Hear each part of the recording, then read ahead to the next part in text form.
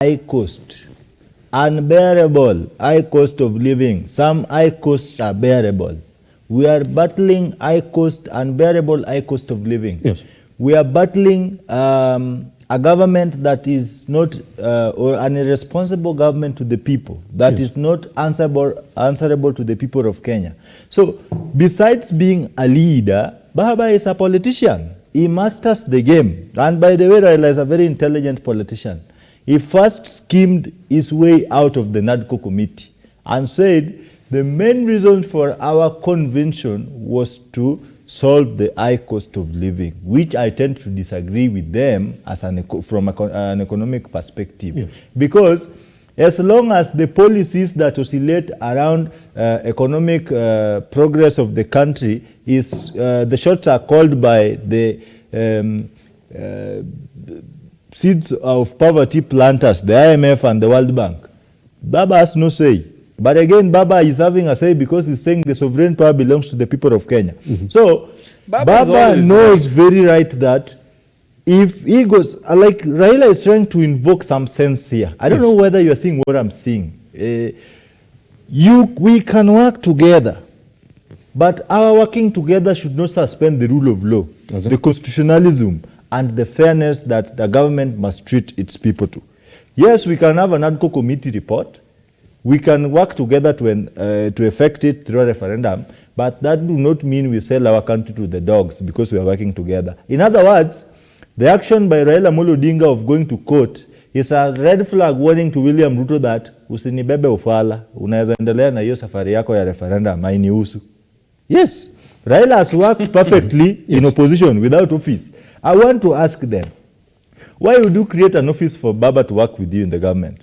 Raila has been one of the most effective opposition leaders without intermingling and dalliance with government officials. Raila will become the most ineffective opposition leader the day he accepts to work with the president through the NADCO report implementation, because the intention, what is the intention of implementing this? We have two problems at hand. We are solving political problems. We are also having economic problems. We do not have political problems in this country. We have a political problem because what drove Babaman and the Hilk to a conversation was electoral injustices. Yes. That is a political problem. We need to respect the sovereignty of the people. I don't know how, until when I will speak about the sovereign power of the people of Kenya. When the people go to elect a leader, IEBC and any other constitutionally mandated institution must strictly adhere to the voice of the people. The IEBC, the other coalition, the Azimio coalition, felt shortchanged by IEBC. And that's why they've constantly called for reanalysis of the servers. The president, on the other hand, is saying, wewe umekufa na kuna maneno ya postmortem. Ukisha kufa wakisema Sankara is dead, the story ends there. We go to an election. The election is contested. Yes. It is only imperative that we employ to seek what could be the issue. The president is saying we cannot open servers.